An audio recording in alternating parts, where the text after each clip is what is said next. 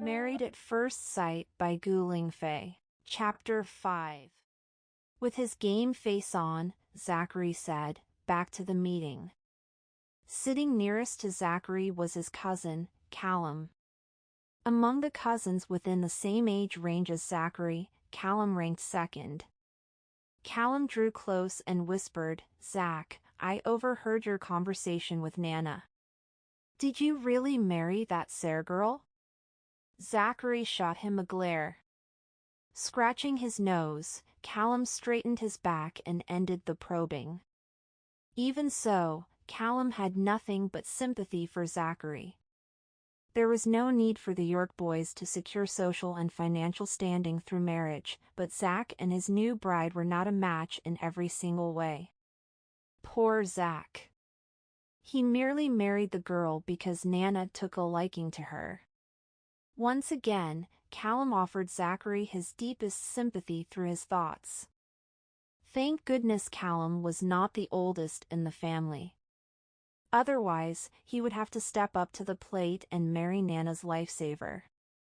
Unaware of all that, Serenity got the location details and was busy dragging her suitcase to get to her new home. She opened the door only to step into a spacious house. The place was bigger and more decked out than her sister's house. Putting down her suitcase, Serenity started by looking around the place. This was her home from now on.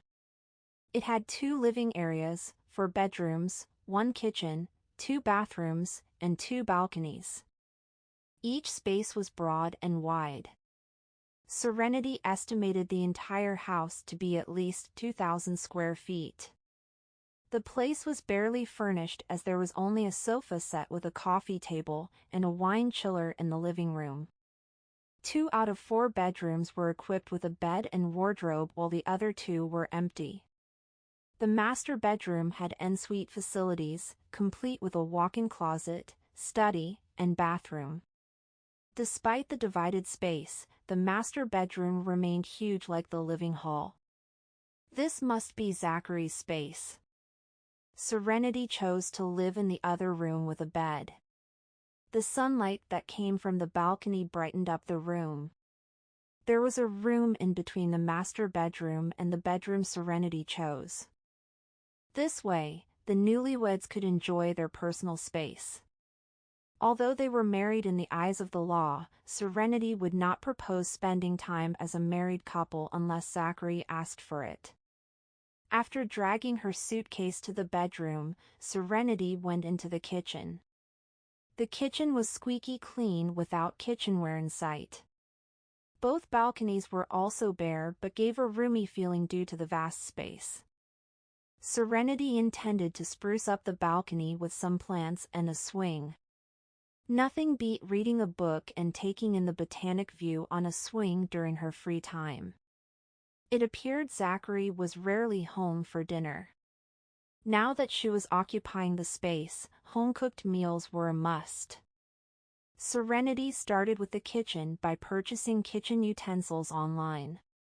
As for plants on the balcony and other furniture, she wanted to get Zachary's take on it when he got home from work.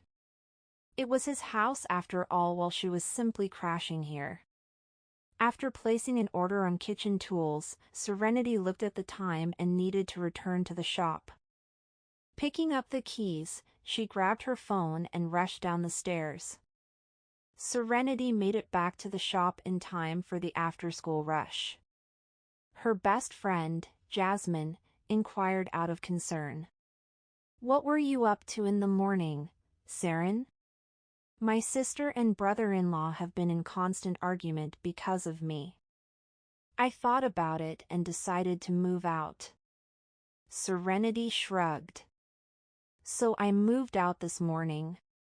Her best friend's brother-in-law was something else. Jasmine sighed. Men love to tell women that they would take care of them, but when it comes down to it, they're the ones nagging and finding faults. After marriage, we, women, have to put family above all while grinning through misunderstandings.